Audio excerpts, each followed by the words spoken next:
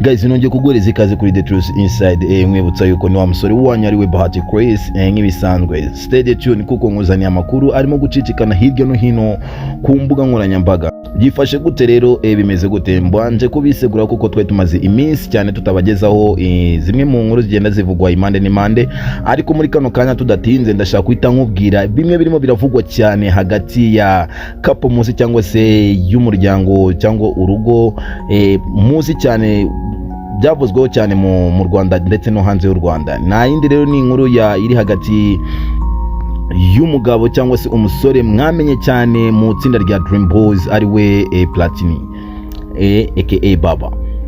Ibintu bimeze gutya rero ubwo aheruka gukora ubukwe, yaherutse gukora ubukwe bwagaragaye ari bwiza cyane, dore ko yamaze kubukora uko ahemukiwe n'umukobwa wa mbere bari bakundana, ariko nyuma yaho ahita avuga ati reka mfate umwanzuro wo kwita nshaka. Byaje kugenda gute rero se, byifashe gute? Ibinimo biragenda bivugwa impande n'impande. Sasa uyu musore Platin ubwo yararimo ategura bimwe mu bitaramo byerekeye hanze y'u Rwanda, hagati yaho ngaho rero ubwo yakoraga ubukwe, yakoze ubukwe mu byibuke yuko yakoze ubukwe umugore we atwite, ariko binavugwa yuko inda yari ya Platin, ariko nyuma yaho haza si rumors guys, ntago ari rumors mu byumve neza, ntago ari amagambo arimo kuvugwa hirya cyangwa se ngo bimeze gute, ni ibintu biri real. Byavuzwe yuko rero dore ko haje kugaragara umusore umwe aza guhamagara Platin ubwa mbere. Platin agira ngo ni babandi baba scam, aravuga ati no, yanga kuyitaba. Ubwa kabiri aza kwitaba telefone, maze yita yumva ijwi rimubwira ubw'umusore ko dore ko yari n'inshuti ye bisanzwe gutyo, aramubwira ati guys bamaso, dore kuko umugore wawe wowe wita umugore cyangwa se mubana uwo mwana afite si uwawe guys. Platin avuga no, ntago bishoboka, ibyo bintu ntago bishobora kubaho. Rero amakuru akomeza kugenda avugwa hirya no hino nuko yuko nk'uko mubibona kuri screen, Platin ateruye umwana. Sorry yo gato dusubira inyuma, murabona ko yari afite ibyishimo byinshi cyane, ariko akimara kubwirwa iryo jwi cyangwa se amagambo yuko umwana atari uwe, yaje kumva yuko atunguwe cyane. Aravuga ati rero guys, icyo twakora nta kindi, reka tubyihorere. Aza kwitabaza umwe mu banyamakuru tudashatse gushyira hanze amazina yiwe, aramubwira ati ngo guys, ubu ngubu umugore wanjye umwana ngo dufite ngo si wanjye. Niyo makuru namaze guhabwa cyangwa se maze kumva hagati yaho ngaho. Nta kindi rero umunyamakuru yahise amubwira ati brother, ibyo bintu ugomba kubyitondera cyane, ugomba kubyitondera kuko ni ibintu ugomba kugendesha buhoro kandi ukamenya ukuri aho kuri. Platin rero nta kindi yaje gukora, yahise ahamagara wa musore wamaze kumuhamagara, aramubwira ati ngwino tujyane. Baza kwifatanya we n'uwo munyamakuru ndetse n'umwana ndetse n'uwo musore, bajya ku bitaro ku muganga. Arababwira ati, bamubwira ikibazo bafite. Umuganga arababwira ati okay, reka turebe maze tunebe igisubizo cya nyuma. Nta kindi tudatinze rero haje kwita kw'abakobwa guys. Ni ibintu bibabaje cyane, ni ibintu bitagahinda. Platin aho uri kabisa ukomeze kubyihangana kuko ni ibintu udashaka kwita wumva muri ako kanya ngo uhite upfa kwita wakira. Ni ibintu bibabaje cyane guys. Bakimara gutegereza ibisubizo rero, umuganga yaje ahita amubwira ati uko bigaragara nuko uyu mwana uri ahangaha 99.9% si uwawe, kuko barabafashe bose DNA.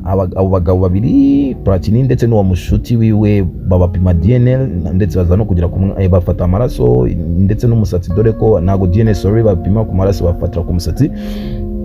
Aza kuhita amubwira ati umwana si uwawe, uko byagaragaye n'uyu nguyu. Platin nta kindi yahise akora, yahise aceceka. We abanza kujya muri Leta Zunze Ubumwe za Amerika, ko dore ko yari ahafite ibitaramo.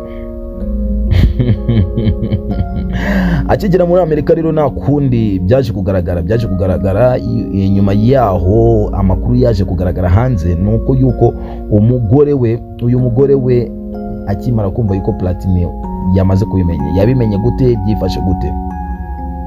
Yaje kubimenya yuko mu gihe Platin yaragiye muri Amerika agiye gukora ibitaramo, none umuganga wabapimye aza guhamagara cyangwa se kwibira ibanga ku mugore wa Platin, aramubwira ati uko biri kose umugabo wawe muri kano kanya yamenye ukuri kose uko guhagaze, yamaze kumenya yuko umwana atari nyamukobwa. Rero kubyumva muri ako kanya nta kindi yahise akora, yahise afata byihutirwa ako kanya ahita agenda kuri banki abikuza amafaranga yose yarari kuri konti ndetse n'utwari turi mu nzu twose arazinga ahita yigendera. Namwe rero mukurikira The Truth Inside muramfasha cyane muri comment ndetse no muri like, mumbwire uburyo mubyumva. Ese ninde murabona koko ibi cyangwa se isi twerekezamo imeze gute, byifashe gute? Urana nihe nama wagira abakobwa bagenzi bawe ukabagira inama cyangwa se niki wagira uwo nimbura umugabo cyangwa uri umusore wagira umusore mugenzi wawe cyangwa se umugabo mugenzi wawe? Kuko ni ibintu bibabaje guys, ni ibintu bibabaje cyane kubona umwana w'umusore gutya yifata akavuga ati nta kindi nakora reka nkore ubukwe nshimisha umukunzi wanjye, kugira ngo nawe murabizi yuko abakobwa bakunda ubukwe, abakobwa bakunda ubukwe, dore ko iyo yakoze mariage amaze kuba married ari cyo kintu cya mbere yishimira. Munabyibuka yuko rero Marlene cyangwa se na Pale wari Pale wa Platin, murabyibuka ko yari Crema niwe wari Pale wa Platin, kuko niwe wari umuhagarariye kuko wemeje yuko wagomba kugira iki kumugira inama mu bintu byo kugira ngo yubake urugo, kandi mubyibuka yuko anaturuka mu tsinda rya Kina Music. Ni ibintu rero byakomeje kugenda bivugwa hirya no hino, ni ibintu byacicikanye hirya ku mbuga nkoranyambaga, na yandi makuru agenda avugwa na hagati y'urugo rwa Platin ndetse n'umukunzi wiwe, dore ko byari byagoye cyane abantu benshi cyane, na byabatunguye, bumvise abandi agahinda, abandi batangira gutera comment zigiye zitandukanye.